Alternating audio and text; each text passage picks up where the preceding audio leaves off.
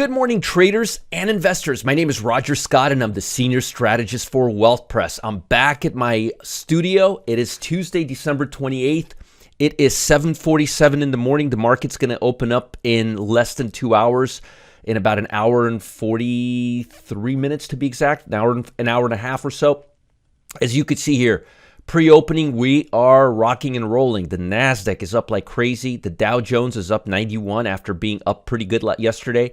And the S&P is up. What I find interesting is yesterday the market opened kind of flat and started moving higher and higher as the day went on. That's actually a pretty bullish sign. Now, looking at the news this week, I just got back from Miami yesterday, so I'm still kind of trying to get my head back into the mix. We don't have a lot of news this week, and most of what's driving the market is the fact that COVID is there, and it's whether or not it's going to impact economy or not. But that's what's really the underdriving theme is right now, or the overdriving theme right now is. We do have international trades in goods and services tomorrow. That's going to impact economy to some degree because that's going to expose the bottlenecks we have in the supply chain, and there are bottlenecks in the supply chain. And it'll also reflect whether or not there are whether or not COVID is having major impact across the world in terms of practicalities. Then we've got the jobless claims on Thursday, but honestly, most investors and traders are out on holiday. What we're seeing right now is algorithmic trading and guys at home just trying to time the market. There's not a lot of liquidity in the market right now. Let's talk about global markets. And as you can see, we still have a lot of sector analysis. There's a lot of factors, but the biggest factor right now, the two biggest factors right now are interest rates, inflationary pressure, and COVID.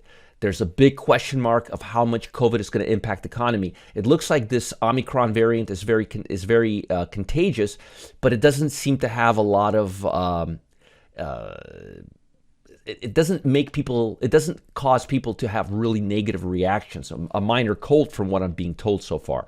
Again, it depends on the people, but so far, if this is just going to be a flu, well, I mean, people have flus, but this could be a sign that this Omicron, this COVID, this God-dreaded COVID is finally becoming endemic, which means it's becoming part of our society. It's not going to kill people, and it's going to be and it's not going to go anywhere. It's going to be here to stay.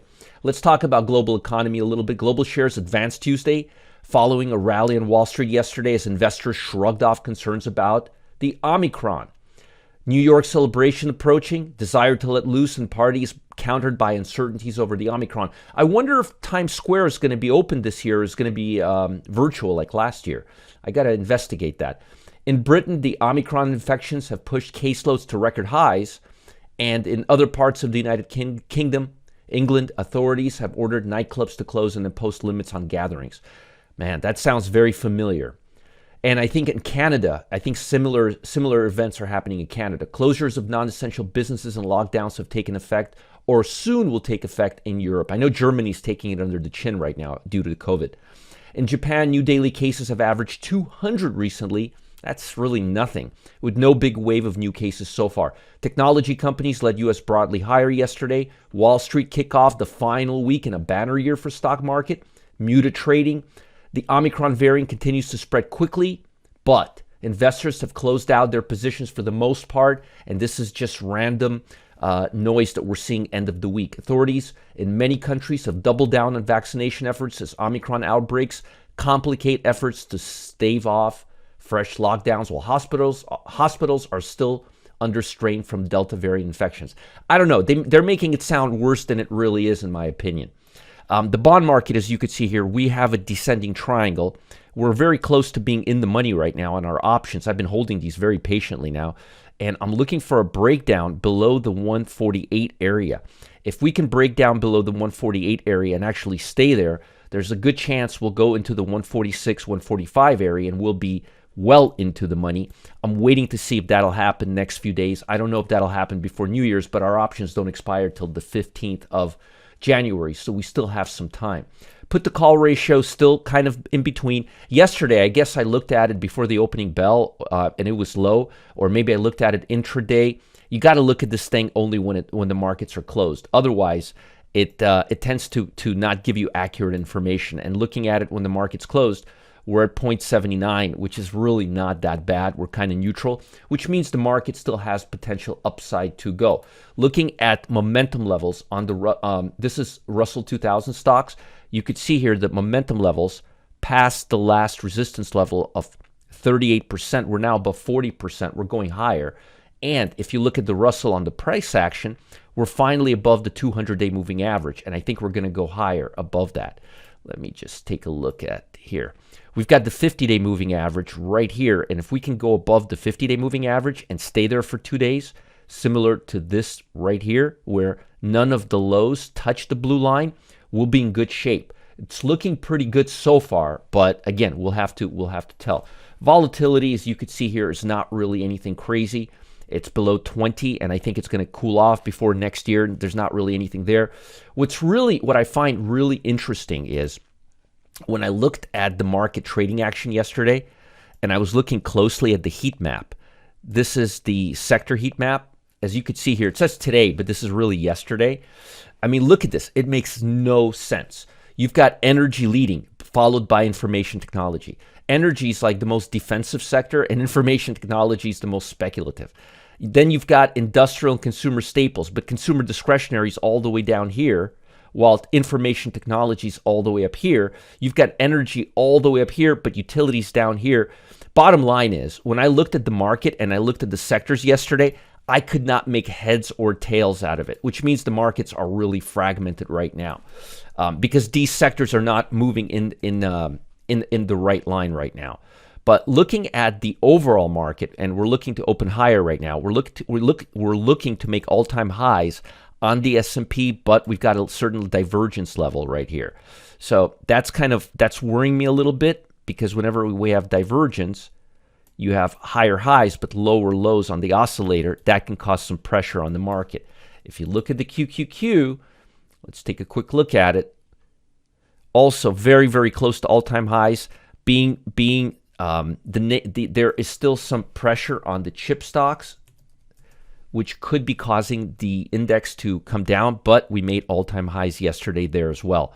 So markets are looking bullish right now. Now, what's today? Today is Tuesday. And Tuesday, I always give you guys the strongest stocks and the weakest stocks.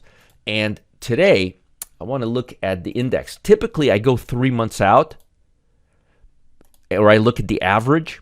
Today, I'm going to look at 1 month, because markets are really changing right now, and I think there's a change in the sectors, and I think this is going to hold for the next few months, because I just don't see consumer discretionary staying up here. And right now, if you look at it over a month, consumer discretionary is actually already in the last spot.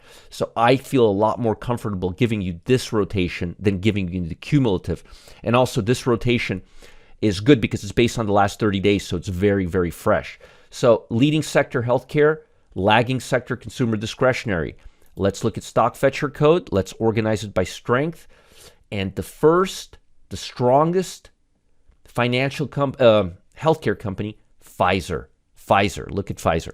This thing is strong, and it looks like it can continue moving higher, especially if we have more fear over COVID. Now, I don't want you to confuse healthcare with biotech, because biotech has been doing awful, and I'm thinking of actually shorting biotech. I'm not seeing any love with biotech right now. I mean, look at this thing. It's been just going down. But healthcare stocks have been doing really, really well. And again, the strongest one there, look at that, new highs. The strongest one there is Pfizer. As you can see right now, it's looking really, really solid, like really, really good right here. I like this triangle. Looks like it break out to the upside. Now, the weakest sector, as I showed you, where is my stock feature scan? Based on the 30 days, is consumer discretionary. And I agree with that, especially with interest rates going higher. So we go back to our cumulative strength, but instead of going from strength, we reverse it from weakness. And you could say gap. I mean, it is retail, but it's mostly retail sales. I would say consumer discretionary, real consumer discretionary would be right here, Best Buys. That's as consumer discretionary can get. That defines consumer discretionary. And we've been doing just terrible on it. It's been doing awful. As you can see here, it made an all-time high back in November, and it's been just dumping since then. Just dumping. And if this thing rallies, I think I'm going to sell it a little bit as well, because I'm fading this sector and the stock right now, especially with interest rates going a little bit higher. Now, overall, I think the stock market is going to go higher, but I think we're going to have some bumps in the road.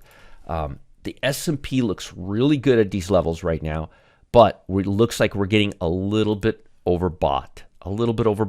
So maybe we can get a little more upside, but I think our momentum days are numbered till we pull back down. So you got to be really, really cautious right now. This is not a time to be a hero, and I want you guys to be very, very careful in the next few days.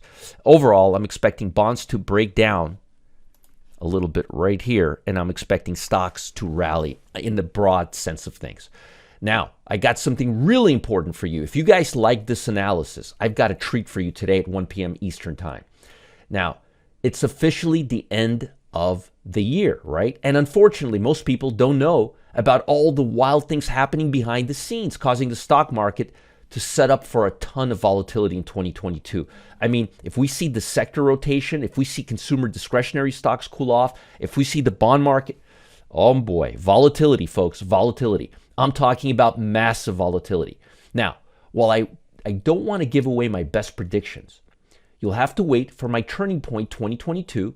It's happening today, December 28th, 1 p.m. Eastern Time. You do not want to miss it. The gloves are going off. It's going to be no fluff. I'm going to be giving you guys actionable trading tactics. You need to bring a notepad and a paper and a pen. You've got to do that. Otherwise, you're going to be lost. Now, this is going to be amazing. And I do want to show you just how vulnerable the market is right now and exactly how crazy things are looking right now. But you've got to click the link below. You need to attend Turning Point 2022. It's happening today at 1 p.m. Eastern Time. Do not miss out. Whatever you do, do not miss out. This can really change how you look at the market over the next few months or maybe the next year. You don't want to miss it. Get a fresh start for 2022. Learn to trade the right way with Turning Point 2022. Stocks, ETFs, options, picks, strike prices, expiration targets, all that stuff. I'm going to give you all of it. I'm not holding anything back. It's going to be very actionable. Reserve your spot today. This thing looks like it's going to be just packed. So don't miss out. 1 p.m. Eastern Time. That's 4 p.m. Pacific Time. December 28th, today at 1 p.m. Eastern Time. I even have my collared shirt all ready to go. I'll talk to you guys tomorrow. And don't forget, tomorrow I'll give you a long and short actionable trade tactics. Follow the link that I posted below this video. Do it right now. Bye, guys. Have a great, great day. Stay out of trouble.